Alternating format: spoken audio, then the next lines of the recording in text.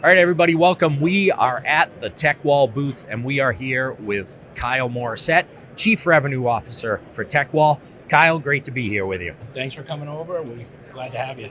Yeah. So, Kyle, what problem were you personally fed up with that TechWall helps to solve? I think the biggest problem was the amount of time we were wasting and the communication to our guests. Making it so that with the time being wasted and our customers not being communicated with fast enough, we need to make a change. Awesome. And so, what do dealers think the problem is, or what do you think the problem is versus what dealers actually think it That's is? a great question. I think a lot of dealers think that it's effort from the human employees and the effort not being 100% there, right? We demand a lot of our human employees.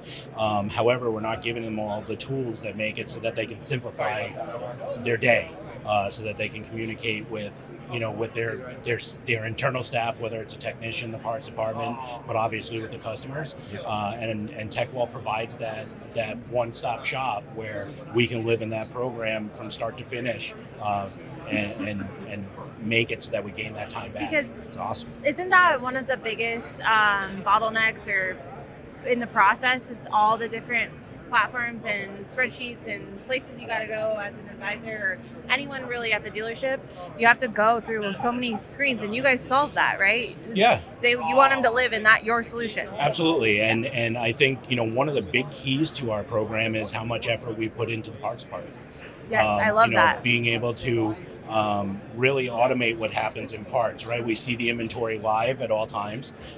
We know if the part's there or not there. We can look up aftermarket parts and those options as well. Mm-hmm. Did you say you guys can look up parts too, like automatically? So what'll end up happening is our AI that's built into the program, as those recommendations are being put in consistently, worldwide, right? So every dealer that's working with us, if that specific vehicle comes back in again as far as trim level, engine, transmission, our AI is saying, hey, we know that this oxygen sensor has to be recommended because this is the one that keeps being put out. That saves so much time.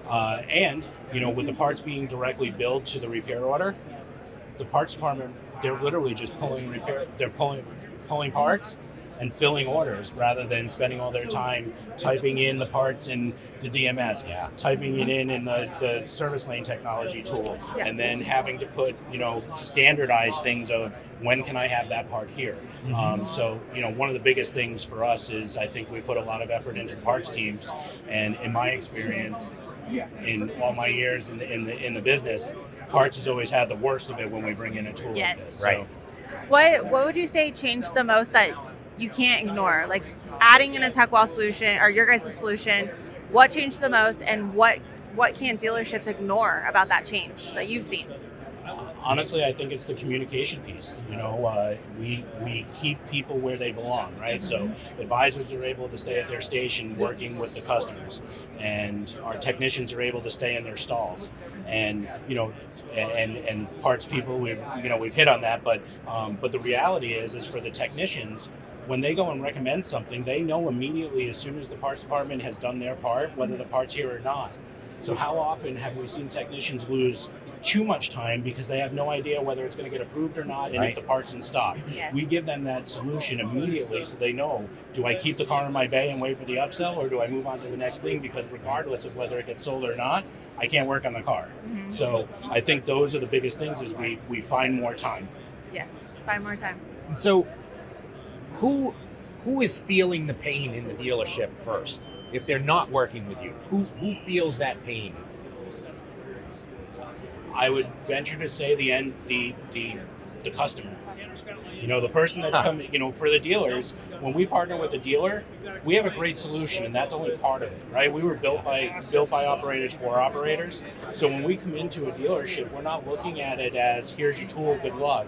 We are telling you, we will customize it as much as you want to customize it, and we are only a phone call away to be able to help you get more time. And so I think, not using us, you're giving away time, and ultimately at the end result of that is we're not taking care of the end result, which is the customer that's coming in buying parts, cards, and giving us labor dollars. So And we all know that customers, they're demanding more. They want a streamlined process, and if they're getting it at another dealership, you're not delivering that, then they're going to go over to the other dealership. So Kyle, what are dealers usually doing instead of fixing this, and why doesn't it work? I think honestly, from my experience of being in stores and bringing on products, I think the thing that we look at is hey, we're trying to fix this problem, and then the first thing that comes up that looks shiny and could potentially do it, we're just going with it rather than doing our homework and our research to figure out, is this tool actually going to provide what I think it's going to provide? So for me, thinking from an AI bot or something like that it's just going to come in and work and that I don't have to work with it is a big challenge, right? So I think really it's a matter of making sure that you are doing your due diligence to make sure that the product that you're bringing in is actually going to do what it's supposed to. But more importantly, I think that you should be asking, what do I need to do to make it work to the best of its ability? Yes, I was going to ask you too, and then giving that time for your team to adopt it, because I think when you add tech, you're super excited about it. You're the one that went through the demo, and then the team, you bring it to the team, and they're not as excited about it, and you have to give that time to adopt it. Absolutely, and I think that's a big thing for us as well. Is when we're presenting our product, we invite the decision makers to bring people that are actually going to be using the tool and doing the things that we need to make the tool be successful, right? So if you're launching a tool and your technicians and your advisors and the people that are actually using it don't actually get excited about it, it's not going to work. Yeah. Or it's going to take far too much time to get there. And I think one of the things for us that gives us the advantage is that we can come in and have a conversation with these people in any position that they're in and help them understand what we're doing and how we're going to help make it work better. Yeah.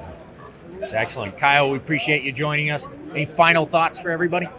I think we're making the industry better, right? One day at a time, and I think it's a really exciting time in our industry with all the things that are available. Just do your due diligence. Excellent. Thank you, Kyle. Thanks for joining us. Thank you.